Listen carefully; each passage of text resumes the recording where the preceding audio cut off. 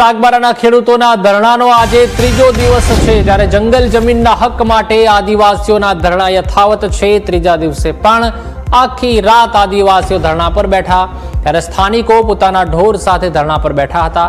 માણસો સાથે મૂંગા પશુઓ પણ જાણે કે ધરણા કરી રહ્યા છે। આખી રાત ધરણા સ્થળે બળદ પણ રહ્યા। પીવાના પાણીની સમસ્યા ચોક્કસથી સર્જાઈ, ત્યારે ન્યાય નહીં મળે ત્યાં સુધી ધરણા ચાલુ રાખવાની તેઓએ ચીમકી ઉચ્ચારી છે। સાંસદ મનસુખ વસાવાએ ગાંધીનગરમાં સીએમ ભૂપેન્દ્રભાઈ પટેલ સાથે પણ મુલાકાત કરી હતી, અને સાગબારાના 12 ગામના 25 વર્ષથી ખેડાણ કરતા લોકોનો મુદ્દો સીએમ સમક્ષ રજૂ કરાયો છે।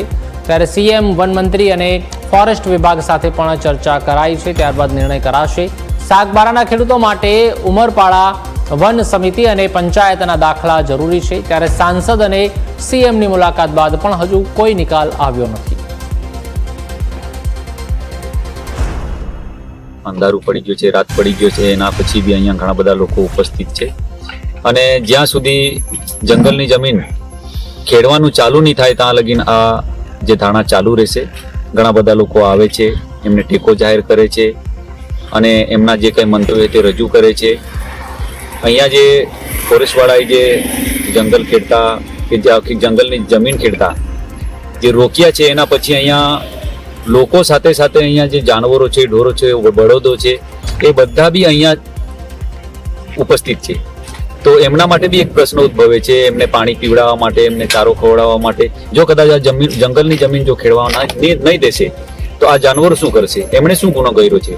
એટલે ખરેખર બહુ ઝડપથી એનો નિર્ણય આવવો જોઈએ અને સરકાર એના પર વિચારણા કરવી જોઈએ, ક્યાં સુધી આ લોકો બેસી રહેશે અહીંયા। અને આ 2 વર્ષથી અંદર આ જંગલ ખાતાનો સ્ટાફ કે અમારી જમીન છે તમે આ બધું નુકસાન કરશો એમ કરીને આ જંગલ અમને ખેડવા નથી દેતો, અને અત્યારે કોઈ અહીંયા હાલતમાં કોઈ જંગલ નથી અહીંયા, તો આ લોકો વારંવાર એ રીતે અમને અહીંયા હેરાન કરે છે, પરેશાન કરે છે। એટલે અમારા જે ખોપી ગામના બધા અમે ખેડૂત ભાઈઓ છે, આદિવાસી જે અમે ભાઈઓ છે, એ બધા અહીંયા આ જે જમીન ખેડતા છે એ સ્થળ પર આવીને અમે બધા ધરણાએ બેઠા છે। એટલે એ અમે ધરણા થકી આ સરકારશ્રીને અમે જાણ કરવા માગીએ છીએ કે ભાઈ એ હાલતમાં અમે આ અમારે જમીન માટે અમે લડત એ કરતા છે, તો કદાચ એ લોકોને થોડી દયા આવે ને સ્થળ પર આવીને ચકાસણી કરે કે જંગલ છે કે નથી, કે આ લોકો કઈ જમીન ખેડતા છે, તો એ પ્રમાણે ચકાસણી કરે। સરકાર તરફથી અમને કંઈક મદદ બને અને જમીન અમને ખેડવા મળે એવી અમે આશા રાખતા છે।